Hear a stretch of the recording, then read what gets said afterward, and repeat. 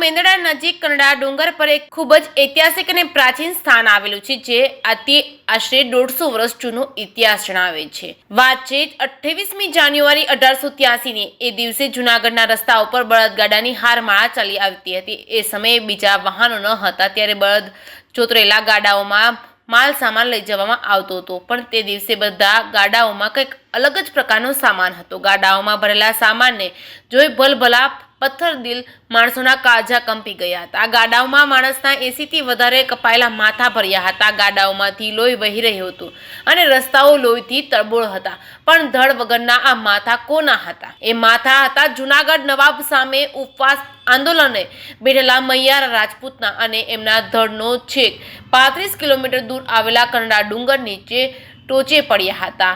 ગીધડ સમડી જેવા શિકારી પક્ષીઓ અને જંગલના જનાવરો હવે એ મૃતદેહોને ચૂથી રહ્યા હતા. પ્રખર ઇતિહાસકારક શંભુ પ્રસાદ દેસાઈએ કનડાના કેર નામે એ હત્યાકાંડની નોંધ કરી છે, અને મેઘાણીએ જેને કનડાના રિસામણે તરીકે આલેખ્યો છે. એ ક્રૂર હત્યાકાંડ જૂનાગઢ નવાબની ફોજે કાવતરા અને દગાખોરીથી આચર્યો હતો. વર્ષોથી સોરઠમાં મૈયારા નામની વીર જાતિ વસે છે. મર્યાદિત વસ્તી ધરાવતી આ કોમનો ફેલાવો મુખ્યત્વે મેંદડા, જેતપુર, માળિયા અને કેશોદ વિસ્તારમાં હતો. પ્રથમ મારવાડ અને પછી પાંચાળ પ્રદેશ તરફથી આવી મૈયારાઓ અહીં વસ્યા હતા. એ વખતે જૂનાગઢ પર બાબી વંશનું રાજ હતું. મૈયારાઓનું ખમીર, લડાયક વૃત્તિ અને ખાનદાની સ્વભાવને પારખી ગયેલા જૂનાગઢના નવાબ શેરખાને 17મી સદીના અંતમાં મૈયારા રાજપૂતને પોતાની સહાયમાં લીધા, અને મૈયારાઓની વસ્તી 1000-2000થી વધારે ન હતી. નવાબે તેમને જે વિસ્તારમાં રહેતા હતા એ વિસ્તારની ચોકી કરવાની ફરજ સોંપી છે. એ રીતે મૈયારા રાજપૂતોનું કામ નવાબની ફોજ જેવું હતું. બદલામાં મૈયારા રાજપૂતોને જમીન જાગીર મળતા હતા, અને મૈયારા રાજપૂતો પોતાને નવાબના જાગીરદારો સમજતા હતા.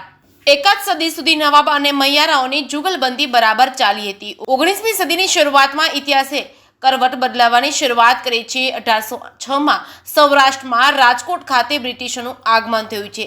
એજન્સી સરકાર સામે ઓળખાતા બ્રિટિશરોએ સ્થાનિક રાજાઓને રક્ષણની ખાતરી આપી હતી. એટલે રાજાઓ રાજ્યના રક્ષણ માટે મોટી ફોજ રાખતા હતા. એ ઓછી કરે તો ચાલે એમ હતું, કેમ કે જે રાજાઓ અંગ્રેજ સરકારનું કહ્યું કરે, અને એજન્સી ગમે ત્યારે લશ્કરી મદદ કરવાની હતી, અને અંગ્રેજો પાસે આધુનિક હથિયાર હતા અને સેના પણ મોટી હતી. એટલે સૌરાષ્ટ્રના નાના નાના રજવાડાઓને આવારા તત્વોની રંજાડનો બહુ પ્રશ્ન રહેતો ન હતો.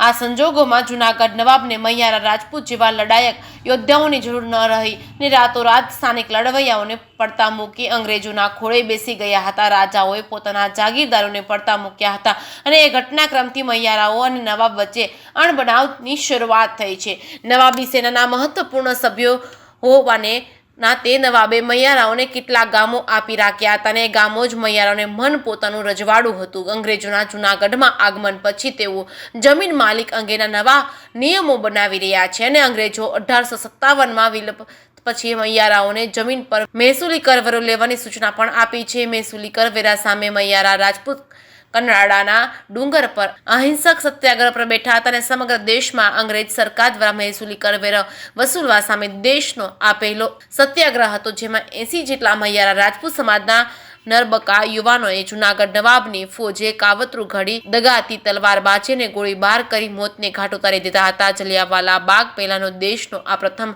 હત્યાકાંડ જૂનાગઢના પાદર સમા ગણાતા કનાડા ડુંગર ઉપર 28 જાન્યુઆરી 1883ની વહેલી સવારે થયો હતો. ત્યારબાદ નવાબની દરેક ફોજે બલિદાનીના માથા કુહાડા વડે કાપી ગાડાઓમાં ભર્યા હતા. જૂનાગઢ નવાબ મહાબત ખાનને નજરાણું ધરાવવા જૂનાગઢ લઈ ગયા હતા. કનાડાના નરશાહ બીજા બધા તો કદાચ ભૂલી ગયા હશે, પણ મૈયારા રાજપૂતો નથી ભૂલ્યા. એટલે દર વર્ષે 28મી જાન્યુઆરી મૈયારા કનાડા પર આવે છે, અને એક સમયે ઘોડા પર બેસીને આવતા હતા, અને આજે ચાલીને આવે છે.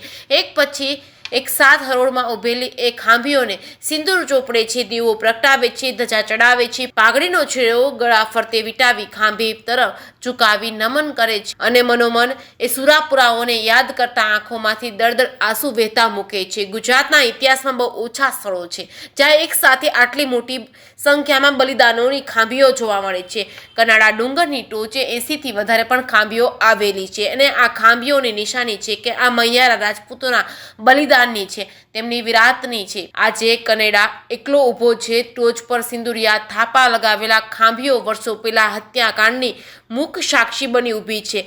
તેમાંથી કદાચ કવિ દાદનું શૌર્ય સાંભળાયું હશે, સુર શહીદોની સંગાતે મારે ખાંભીઓ થઈને ખોડાવવું છે।